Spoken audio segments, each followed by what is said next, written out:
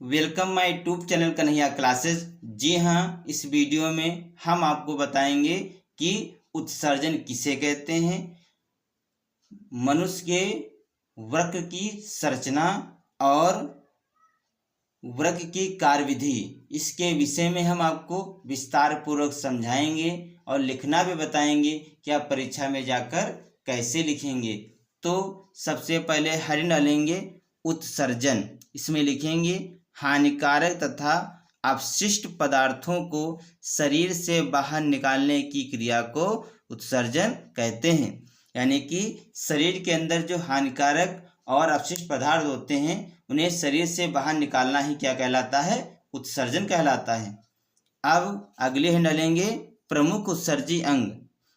तो लिखेंगे इसमें मानव शरीर में प्रमुख उत्सर्जी अंग एक जोड़ी वृक्क होते हैं।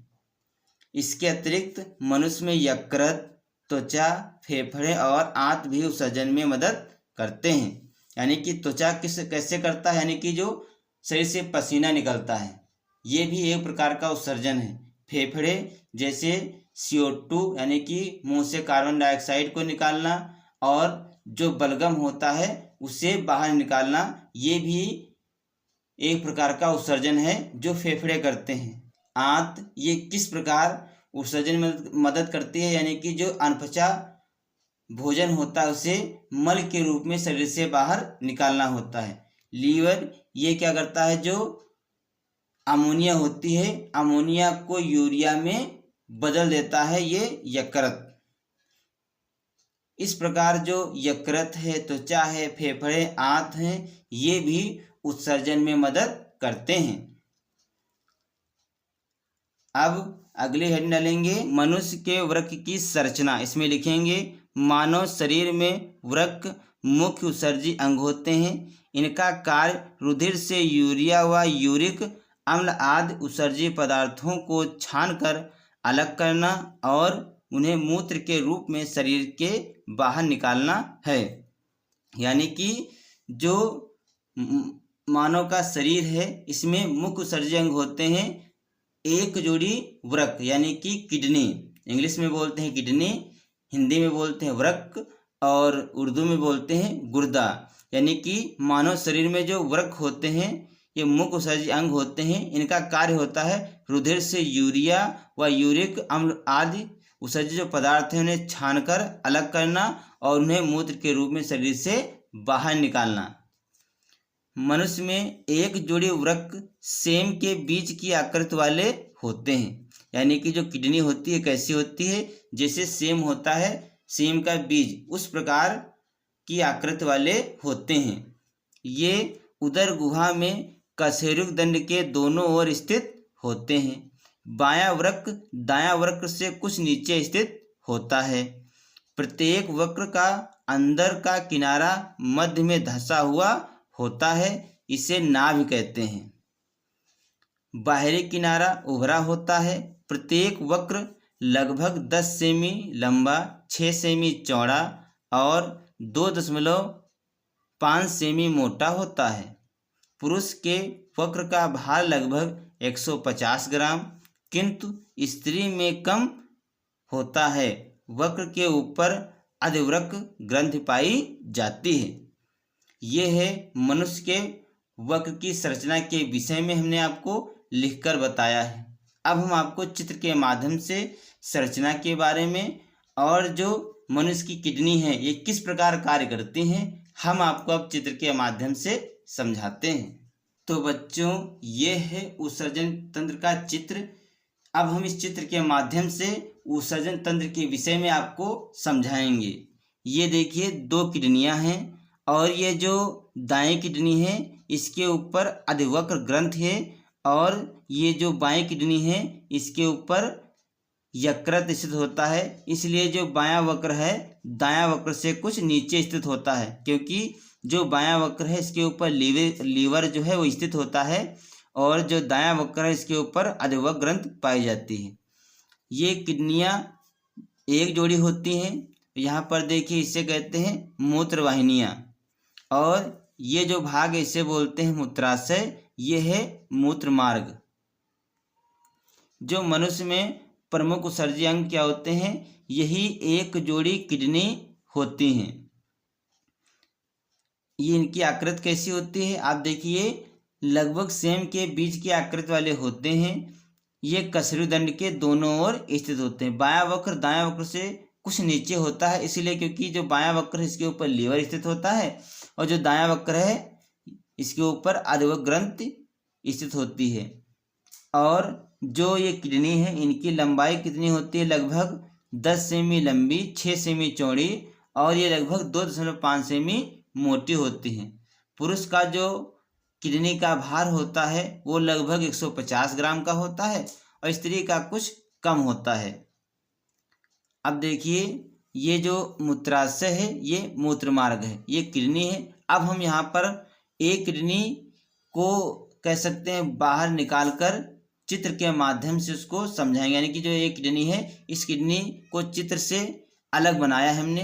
अब उस किडनी के विषय में हम आपको समझाते हैं।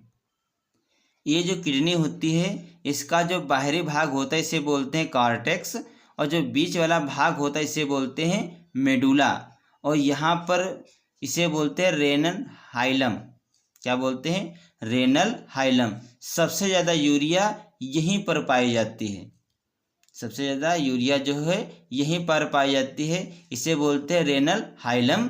और जो बाहरी भाग होता है इसे बोलते हैं कॉर्टेक्स और जो बीच वाला भाग होता है उसे बोलते हैं मेडुला। फिर इस किडनी के अंदर और खोजा गया और सूक्ष्मदर्शी से देखा गया तो इस प्रकार की आकृति दिखाई दी।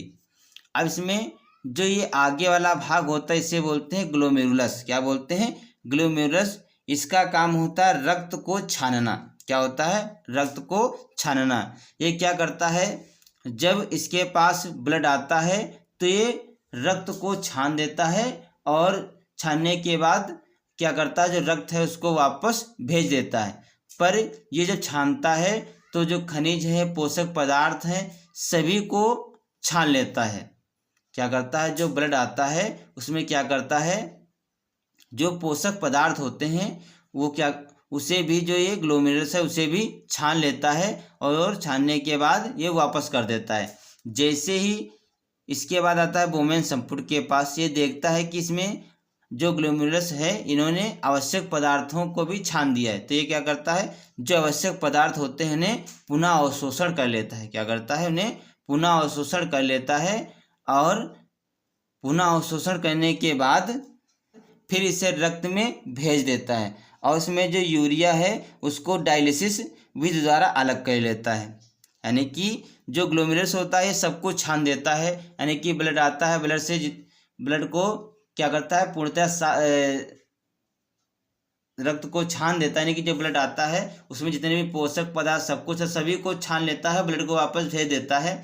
ये जब इतना ग्लोमेरुलस कार्य करता है फिर इसके बाद ब्लड जाता है बोमेन संपुट के पास। ये देखता है कि जो ग्लोमेरुलस है इसने आवश्यक पदार्थों को भी छान दिया है, तो ये क्या करता है? आवश्यक पदार्थों का पुनः अवशोषण कर लेता है और फिर से रक्त में भेज देता है और उसमें जो यूरिया होती है उसे डायलिसिस विधि द्वारा अलग कर लेता है। इसके बाद अलग करने के बाद ये नेफ्रॉन को दे देता है।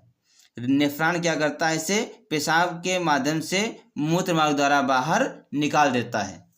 इस प्रकार जो ये किडनियां होती हैं काम करती हैं।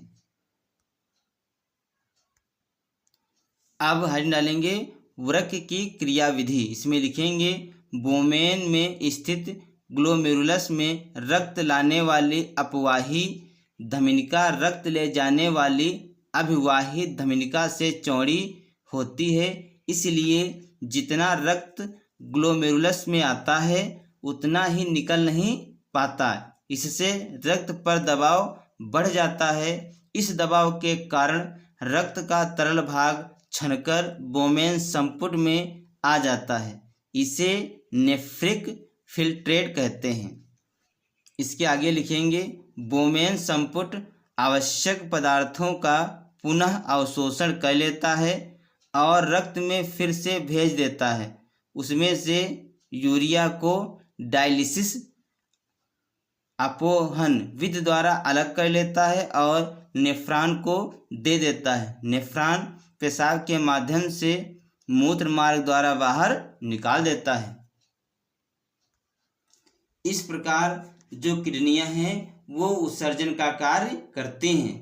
तो बच्चों, इस वीडियो में हमने आपको बताया कि उत्सर्जन किसे कहते हैं और प्रमुख उत्सर्जी अंग और मनुष्य के जो वक्र है उसकी संरचना और उसकी कार्यविधि को हमने इस वीडियो में समझाया है। आशा करता हूँ कि मेरा वीडियो आपको अच्छा लगेगा। अगर हमारा वीडियो आपको अच्छा लगे तो इसे लाइक, शेयर और सब्सक्राइब जरूर करें। मिलते हैं अगले वीडियो में, तब तक के लिए जय हिंद, जय भारत।